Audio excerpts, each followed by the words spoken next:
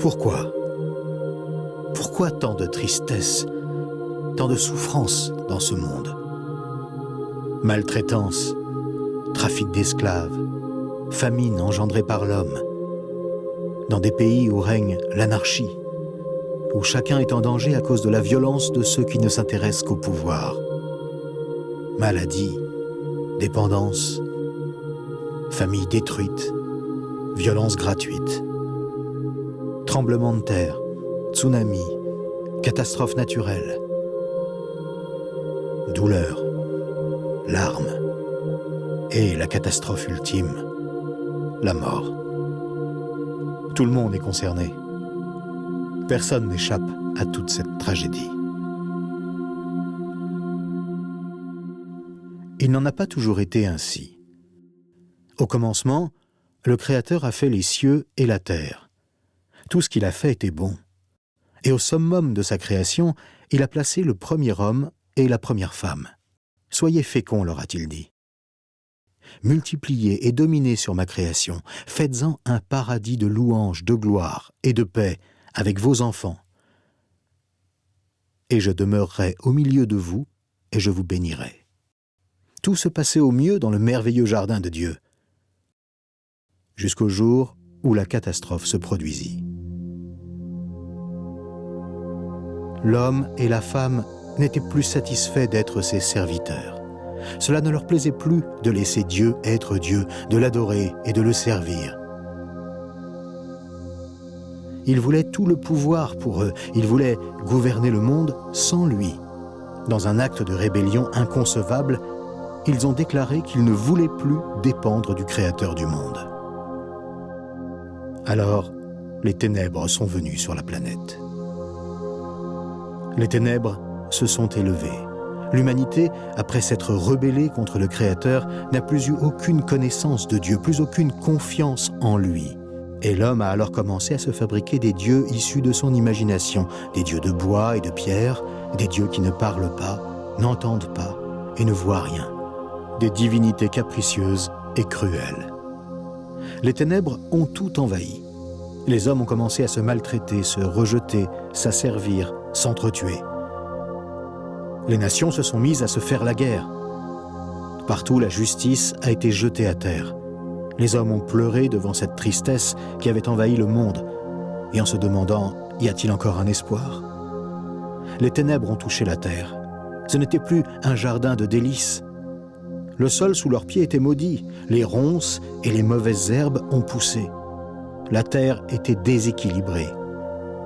Sécheresse, famine, peste, inondations, tremblements de terre. Le monde était dans la souffrance et les convulsions, comme une femme en train d'accoucher. Les ténèbres sont entrées dans les cœurs. Honte, culpabilité, solitude, anxiété, désespoir et peur que plus rien ne puisse restaurer le monde à son état d'origine. L'obscurité et la mort étaient partout.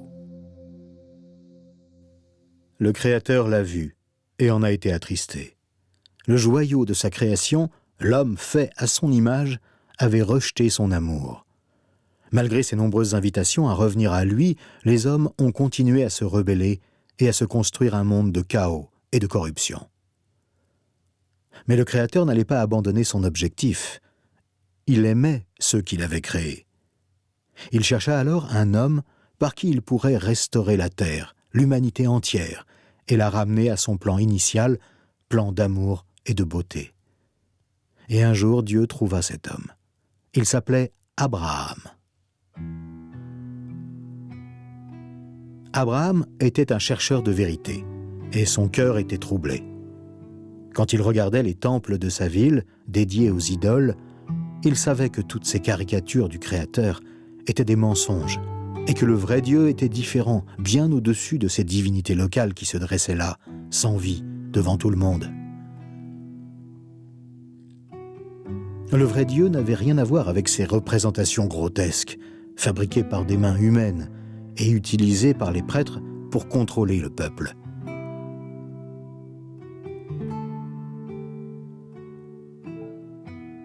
Qui es-tu, ô Dieu? Où es-tu? Révèle-toi à moi, demanda Abraham.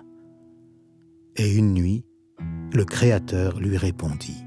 « Abraham, Abraham, j'ai vu que tu me cherchais, j'ai vu ton cœur. Alors je viens à toi. Je suis Dieu, le Dieu de toute la création. Quitte ta terre natale, ta patrie et la famille de ton père, et va dans le pays que je vais te montrer. Je te ferai devenir une grande nation. Je te bénirai. Tu deviendras quelqu'un d'important et tu seras en bénédiction aux autres, et par toi, je bénirai toutes les familles de la terre. » Ces paroles se sont mises à brûler dans le cœur d'Abraham et ne l'ont plus quitté. Il est parti, loin de sa famille, séjourner en Canaan, la terre promise, que beaucoup appelleraient plus tard la terre sainte, parce que c'est dans ce pays que Dieu allait agir pour tout restaurer. Mais de toutes les paroles que le Dieu véritable avait adressées à Abraham, la plus importante était « Abraham, toutes les familles de la terre seront bénies à travers toi. » Dieu allait utiliser Abraham et ses descendants pour restaurer le monde. Quelque chose se passait, quelque chose de révolutionnaire, de différent. Jamais auparavant une telle parole n'avait été adressée au monde. Au cours des siècles, la famille d'Abraham s'est accrue jusqu'à devenir une grande nation. Un jour, le vrai Dieu parla aux chefs de cette nation et leur dit « Je me souviens de mes promesses à Abraham, et maintenant je vais passer une alliance avec vous. Je vais vous bénir, et vous serez une bénédiction pour toutes les nations de la terre, pour qu'elles reviennent à moi et que le monde redevienne ce qu'il devrait être. » Des centaines d'années s'écoulèrent, et Dieu continua à agir à travers son peuple et dans le monde pour accomplir son grand projet de salut. Par la bouche des prophètes d'Israël, il annonça comment ce plan de salut allait se produire. Il s'accomplirait au travers d'un enfant très spécial. « Car un enfant nous est né, un fils nous est donné, et la domination reposera sur ses épaules, et on l'appellera admirable, conseiller, Dieu puissant, Père éternel, Prince de paix. Son gouvernement et sa paix seront sans fin. Son règne de justice et d'équité s'étendra jusqu'aux extrémités de la terre, et cela pour l'éternité. Et le Seigneur s'engage avec passion pour que cela arrive effectivement. Et un jour, cet enfant est né. Sa naissance fut quelque chose d'unique. C'était un bébé miracle. Il est né d'une vierge, signe qu'il était un enfant spécial, donné par Dieu. C'est cet enfant qui allait délivrer le monde de ses douleurs, de ses souffrances, et apporter le salut à tous ceux qui l'écouteraient et se détourneraient de leurs péchés. Des anges sont apparus à sa naissance. Des hommes sont venus de loin pour l'adorer. Des sages ont prophétisé sur cet enfant, annonçant les merveilles qu'il allait faire. C'était lui, le sauveur du monde, et on l'a appelé Jésus. Quand Jésus eut 30 ans, il sut que c'était le moment de commencer sa mission, la restauration du monde. Il se mit à annoncer partout parmi son peuple que le temps était accompli, que le royaume de Dieu était proche. Le monde avait vu les ténèbres et la souffrance apportées par les royaumes de ce monde. C'était maintenant l'heure de voir le royaume de Dieu revenir sur terre et apporter le salut à l'humanité. Il parla avec puissance. Il parla avec autorité. Il parla avec compassion. Il guérit les malades. Il rendit la vue aux aveugles. Il fit marcher les estropiés. Des enfants morts revinrent à la vie et furent rendus à leurs parents. Des gens tourmentés par des démons furent libérés. Et par-dessus tout, il pardonna à tous ceux qui vinrent à lui, affligés par leurs propres péchés. Il leur donna de l'espoir et un nouveau départ. La joie se répandit dans le pays parce que la lumière de Dieu dispersait les ténèbres. Dieu était en train d'accomplir sa promesse faite à Abraham. Mais tous n'étaient pas contents. Le pouvoir était encore dans des mains corrompues, comme cela avait souvent été le cas depuis la grande catastrophe.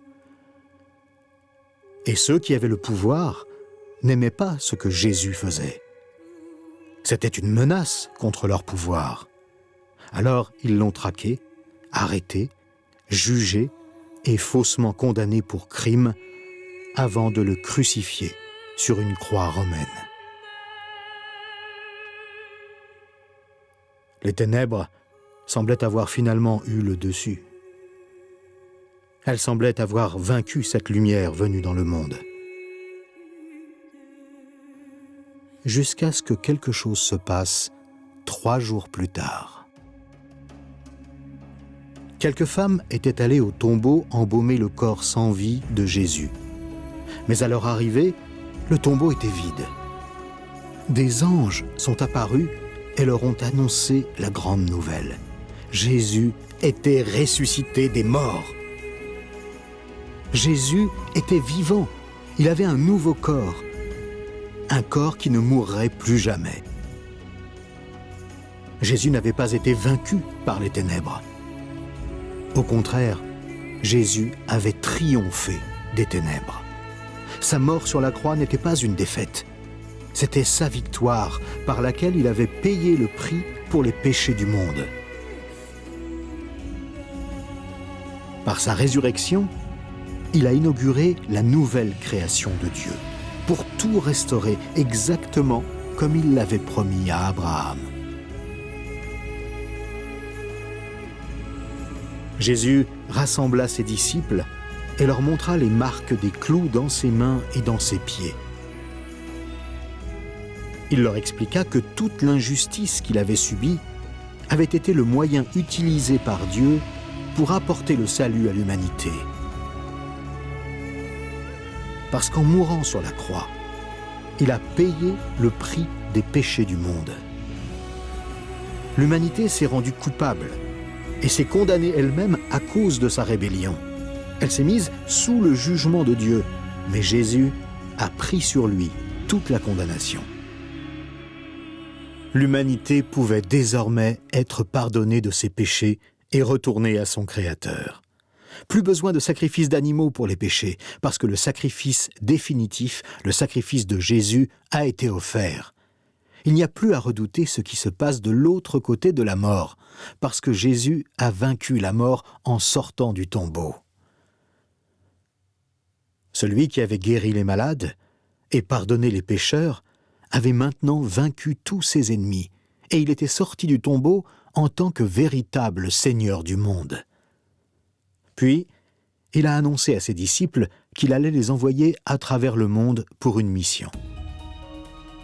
Leur mission consistait à parler de lui au monde entier et à dire ce qu'il avait fait. Leur mission était de dire au monde que ses péchés pouvaient être pardonnés à travers lui, que la vie se trouvait en lui et que tout ce qui avait été perdu depuis la grande catastrophe pouvait maintenant être restauré. Les ténèbres entre Dieu et les hommes pouvaient être enlevées en venant au vrai Dieu par Jésus-Christ. Les ténèbres entre les hommes pouvaient également disparaître en apprenant à se servir les uns des autres comme Jésus l'avait enseigné à ses disciples. Les ténèbres intérieures pouvaient désormais disparaître en laissant l'Esprit de Jésus nettoyer, guérir et tout renouveler. Et la malédiction sur la création va un jour être enlevée lorsque Jésus va revenir pour créer un monde nouveau de beauté, de paix et de joie. Après que Jésus leur ait confié cette mission, il est retourné au ciel et s'est assis sur le trône comme Seigneur du ciel et de la terre. Maintenant, en tant que vrai Seigneur du monde, il fortifie et conduit ses disciples à partager cette joyeuse nouvelle. Lui, le Sauveur de l'humanité, va restaurer tout ce qui a été perdu lors de la grande catastrophe. La vérité, c'est que Dieu a été fidèle à sa promesse envers Abraham et qu'à travers son descendant, Jésus de Nazareth, il bénit le monde entier comme il l'avait dit. Des foules innombrables ont déjà accepté ce message d'espoir, de joie et de vie et l'ont fait découvrir à d'autres. Plus de 2000 ans ont passé et le message du salut continue de résonner à travers le monde jusqu'à parvenir à vous en cet instant. Vous pouvez être libérés de vos peurs. Votre honte peut être effacée. Vos péchés peuvent être pardonnés. votre désespoir peut disparaître. Vos conflits peuvent être résolus par le nom du Sauveur et Seigneur des cieux et de la terre, Jésus de Nazareth.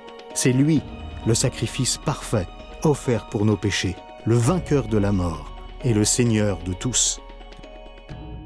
Voulez-vous le recevoir comme votre Seigneur aujourd'hui? Alors il suffit de vous adresser à lui dès maintenant. Dites-lui que vous le reconnaissez comme votre Seigneur. Puis partagez avec d'autres cette formidable nouvelle.